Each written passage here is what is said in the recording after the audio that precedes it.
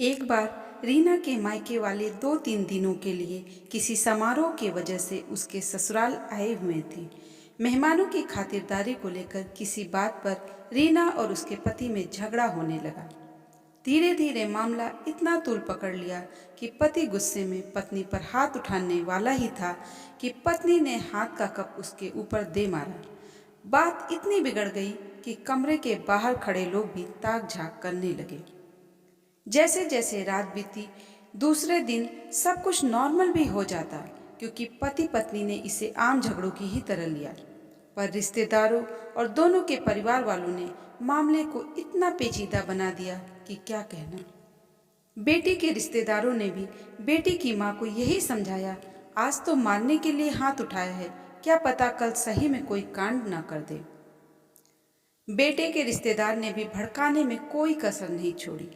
उन्हें यहाँ तक कह दिया, आज जो पति पर कप फेंका है न जाने कब सास पर हाथ उठा दे।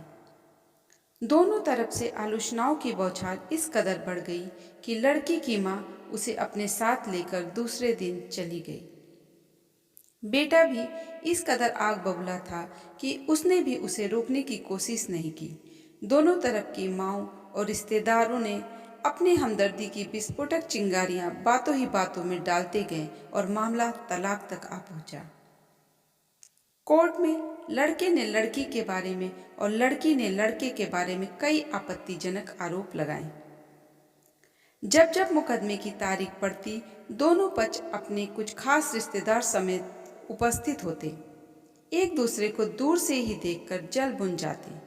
दोनों पक्षों में बदले की भावना इतनी प्रबल होती जा रही थी कि जो बातें कभी पति पत्नी ने आपस में कहीं सुनी भी नहीं थी, उसकी भी झड़ियां लगा दी गई। पति ने पत्नी पर चरित्रहीनता और उसके परिवार वालों को मानसिक प्रताड़ना देने का आरोप लगाया, तो पत्नी ने भी दहेज उत्पीड़न और घरेलू हिंसा तथा शराब पीकर उसको मारने पीटने का आरोप लगाया। और अंत में वही हुआ जो सभी चाहते थे, तलाक। जज के फैसला सुनाते ही दोनों पक्षों में खुशी की लहर छा गई। दोनों पक्ष आपस में एक दूसरे को कांग्रेट्स करते दिखे। उदास था तो सिर्फ पति पत्नी का जोड़ा, जिसे अपने जीत में हार साफ साफ दिखाई दे रहा था। सब जीत का जश्न मना रहे थे, लेकिन पति पत्नी दुखी मन से एक दूसरे को ताक रहे थे। पति ने धीरे से पत्नी के पास आकर रूंधे स्वर में कहा, जो भी हो, मैं तुम्हें आज जीत की पर कैसे बधाई दूं? मैं तो एक पल में सब कुछ हार गया। पत्नी बोली, मरे हुए लोगों को क्या बधाई देना? जिस क्षण तुमने मुझ पर चरित्रहीनता का आरोप लगाया, मेरी आत्मा तो उसी समय मर गई। पति ने कहा, सब कुछ वकील के द्वारा बताया और सिखाया गया था, खैर जाने दो। तुमने तो मुझसे कहा था, तुम्हारी बात बात में गर्म मिजाजी को मैं पिघला कर ही चैन लूंगी। फिर उस रात इतनी जल्दी कैसे हार मान गई? कैसे मुझे छोड़ के अपनी माँ के साथ चली गई? पत्नी ने कहा, तुम भी तो हमेशा से यही कहते थे, औरतों की आदत होती है गुस्से में चीज़ों को फेंक के मारने की। फिर इतनी छोटी सी बात के लिए कोर्ट में मेरी इज्जत की धज्जियाँ कैसे उड़ा दी? पति निशब्द खड़ा सब सुनता रहा, फिर धीरे से बोला, सुनो, मैं गोमती वाला फ्लैट तुम्हारे नाम लिख दे रहा हूँ। उधर से तुम्हारा जिम और ब्यूटी पार्लर पास रहेगा।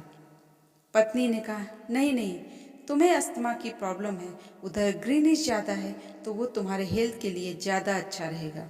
और उधर से तुम्हारा ऑफिस भी वॉकिंग डिस्टेंस पर है तो तुम्हारा रोज का वॉक भी हो जाया करेगा। वैसे भी तुम हेल्थ के मामले में बहुत लापरवाह हो।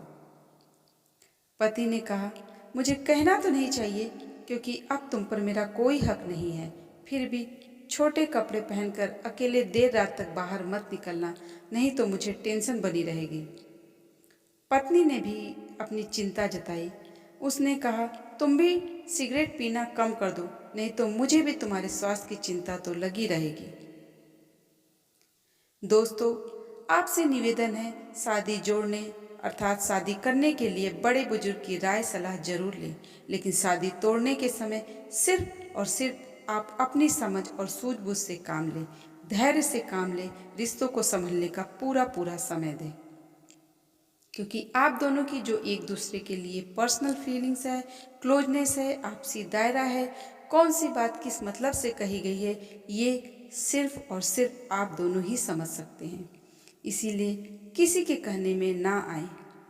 अगर ज़रूरत पड़े तो मैरिज काउंसलर की सहायता लें, जहां दोनों पक्ष की बात निष्पक्षता के साथ सुनी और समझी जाएगी।